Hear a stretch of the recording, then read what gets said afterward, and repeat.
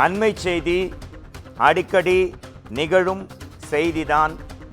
தொடர் விடுமுறை தொடர்ந்து சுதந்திர தினம் உள்ளிட்ட விடுமுறை தொடர்பாக 3 நாட்கள் விடுமுறை என்பதால்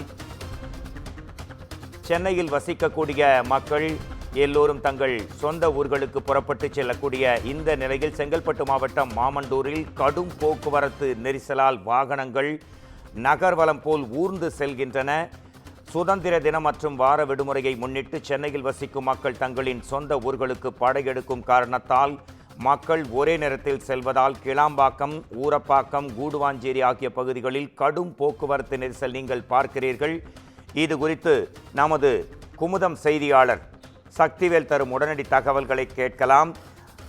3 நாட்கள் தொடர் விடுமுறை, 4 நாட்கள் தொடர் விடுமுறை என்றால் எல்லோரும் தங்கள் சொந்த ஊர்களுக்கு சென்னையில் இருந்து குடும்பத்துடன் புறப்பட்டு விடுவார்கள். இப்போதும் அதே நிலைதான். போக்குவரத்து நெரிசலால் கிளாம்பாக்கம் திணறிக் கொண்டிருக்கிறது என்ற செய்தி வந்திருக்கிறது. உங்கள் தரப்பு செய்திகளை தரலாம் சக்திவேல். நிச்சயமாக. வணக்கம் மோகன்ராஜ். 3 நாட்கள் தொடர் விடுமுறையின் காரணமாக சென்னையிலிருந்து லட்சக்கணக்கான மக்கள் தங்களது சொந்த ஊர்களுக்கு செல்வதற்காக இந்த கிளாம்பாக்கம் பேருந்து நிலையம் அருகே வந்துள்ளனர். இதனால் கடும் போக்குவரத்து நெரிசலானது அப்பகுதியில் ஏற்பட்டுள்ளது.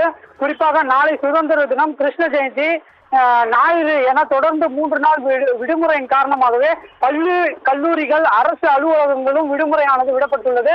இதனால் குறிப்பாக லட்சக்கணக்கான மக்கள் சென்னை மற்றும் புறநகர் மற்றும் தனியார் நிறுவனங்களில் வேலை செய்யக்கூடிய பணியாளர்கள் உட்பட அனைவரும் தங்களது சொந்த ஊர்களுக்கு பயணத்தை மேற்கொண்டு வருகின்றனர். இன்றிலிருந்து இந்த பயணமானது மேற்கொள்ளப்பட்டு வருகிறது.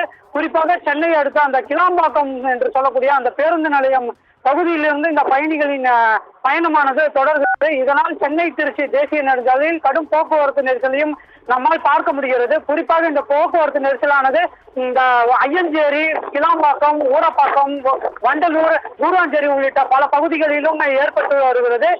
சுமார் 2 அல்லது 3 கிலோமீட்டர் தூரத்திற்கு வாகனங்கள் ஒன்றின் பின் ஒன்றாக அணிவகுத்து செல்லக்கூடிய காட்சிகளையும் நம்மால் பார்க்க முடிகிறது.